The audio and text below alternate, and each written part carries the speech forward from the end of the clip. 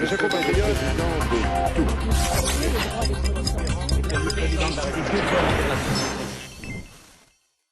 Alors, c'est la main d'Isabelle qui va tirer le premier papier qui sort. Oui. Passe en premier. Passe en premier. Très bien. D'accord? Ouais, très bien, très bien. Allez, Ouais, allons. à vous. Suspense. Gérard. Allez. Et bon, on y va. Voilà. Mais qu'est-ce qui fait gagner, selon vous, Gérard Collomb? Ce qu'on a déjà réalisé ou ce que l'on préfère promettre? Eh ben, je vais vous dire, ce qui fait gagner, à mon avis, c'est la confiance. C'est-à-dire que ce que l'on a fait dans le passé est le garant de ce que l'on promet pour l'avenir. C'est à la fois du local et du national.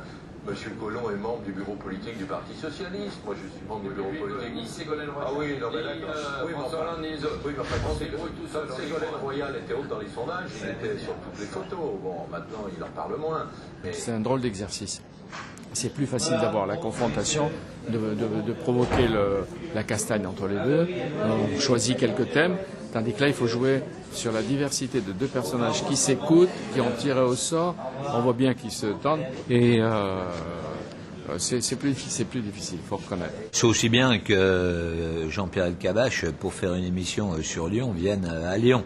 Je pense que quelquefois, au niveau parisien, on est trop centré sur ce qui se passe en Île-de-France, même à Paris tout court, et qu'on ne regarde pas assez ce qui se passe dans les grandes villes de France. Essayer à la fois de raconter l'essentiel des problèmes locaux et de la région, en même temps leur donner une résonance nationale, ne pas faire trop politique ou partisan, petit, et en même temps essayer de mettre 2-3 gouttes d'humour, même si on frôle le ridicule, comme je parlais de Guignol. Mais voilà, et c'est cet ensemble qu'il faut essayer de réussir. Maintenant, je ne sais pas comment la mayonnaise a pris. Gérard Collomb et Dominique Perben, vos relations manquent un petit peu de courtoisie, Gérard Collomb. Ben non, pas du tout, il n'y a rien entre moi et M. Perben. On est simplement... C'est incroyable, comme il dit.